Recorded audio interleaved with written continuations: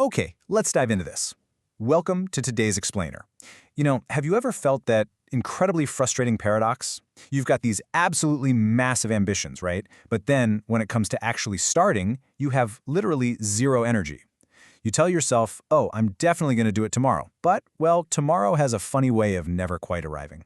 So today, we're going to unpack the actual science and the strategy behind conquering what feels like insurmountable laziness. We're going to break down exactly how to take your grand intentions and transform them into real-world momentum using some incredibly small, strategic steps.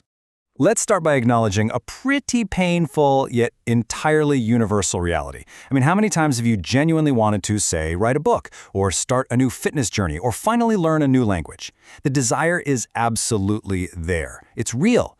But when the actual time comes to sit down and do the work, what happens? You inexplicably find yourself opting to scroll endlessly on your phone, or maybe binge watch just one more episode on TV. And it feels terrible, right? You just sit there feeling guilty, kind of wondering why on earth you can't just get up and do the thing you actually want to do. Well, here is the secret that completely changes the game. This disconnect, it doesn't happen because you don't care, and it's definitely not because you're broken. It's actually just biology. Your brain is literally wired to avoid pain and seek comfort. Think of it like a lazy caveman. It's a built-in survival mechanism. When you look at a massive, complex task, like getting in shape or saving up thousands of dollars, your brain actually perceives that massive effort as a form of pain or a threat to your energy reserves. So it instantly tries to trick you. It pushes you to do something easier and safer. It's basically saying, hey, let's just sit on the couch instead. It's safe here. Now, what's really interesting about this slide is how it completely reframes the problem. Laziness is not some permanent identity flaw.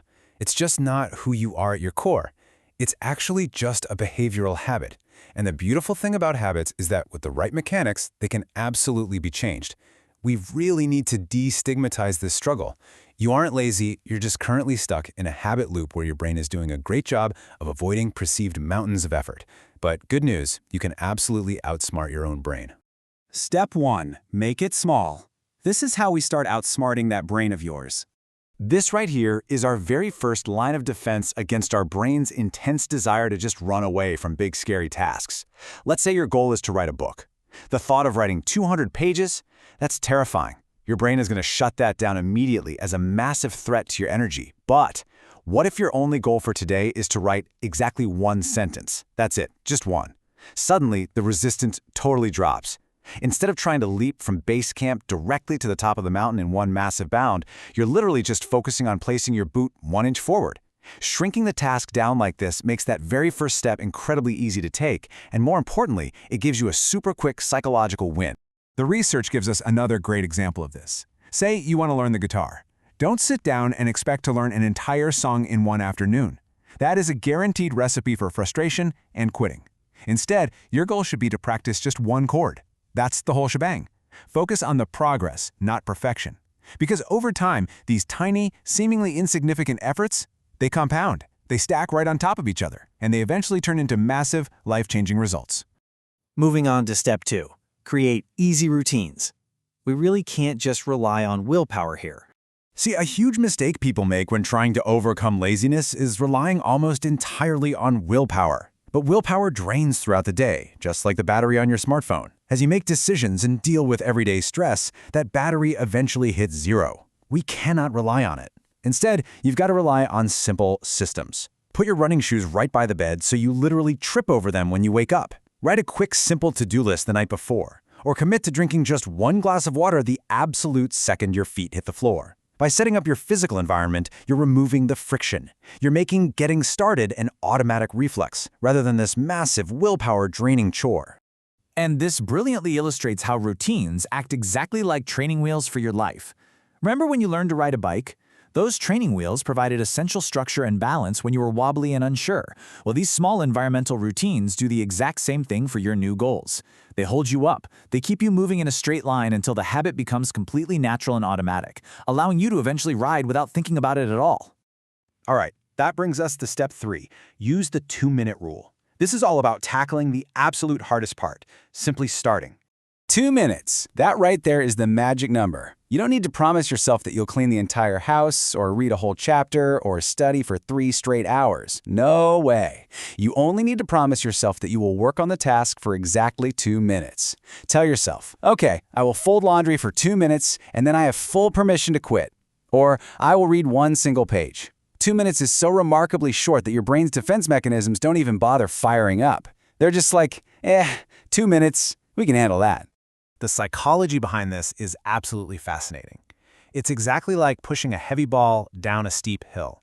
That initial push, overcoming all that static friction, takes a lot of effort. Those first 2 minutes, that's the push. But once the ball actually starts moving, gravity and momentum totally take over, and it begins to roll entirely on its own.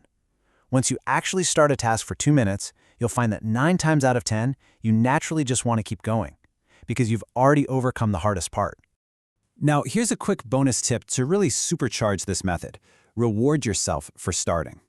Human beings are deeply, deeply motivated by rewards. So, when you finish that initial 2-minute push, celebrate it. Listen to your absolute favorite song. Go grab a nice cup of coffee, or even just take a quick stretch break. Doing this injects a little hit of dopamine right into your brain. It links positive feelings to the act of starting, which highly motivates you to keep that momentum going the next day. So the crucial point is this really powerful 3-step framework. Number 1, make tasks impossibly small so your brain doesn't run away in fear. Number 2, create environmental routines so you don't drain your willpower battery. And number 3, commit to just 2 minutes of effort to push that ball over the edge of the hill and build unstoppable momentum. I want you to try something. Visualize your biggest goals right now. Think of your dreams as a tiny, fragile little spark. If you try to dump a giant log onto a tiny spark, you'll just smother it, right? But every single small action you take, every 1 sentence written, every 2 minutes of effort, every pair of shoes placed by the bed, is like adding a dry little twig of fuel. Look, every person you admire started small. They struggled too, for sure.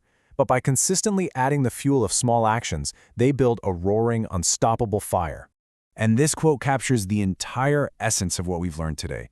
You do not need to be perfect. Perfection is honestly just an illusion that breeds procrastination. If you miss a day or if you fail, actually scratch that. When you fail, understand that failure is not the opposite of success. It is a totally normal, required part of the journey. So be kind to yourself. When you stumble, just get back up, shrink the task down again, and try for another 2 minutes. Consistency beats intensity every single time. Which brings us to a final question for you to ponder today. What is your 2-minute task right now? Seriously, don't wait for the stars to align. Don't wait for the elusive, perfect moment to arrive because, spoiler alert, it never will. Your dreams are sitting right there. They're just waiting for you to make them happen. So pick just one tiny thing, shrink it down, and give it 2 minutes right now. What will you choose to start?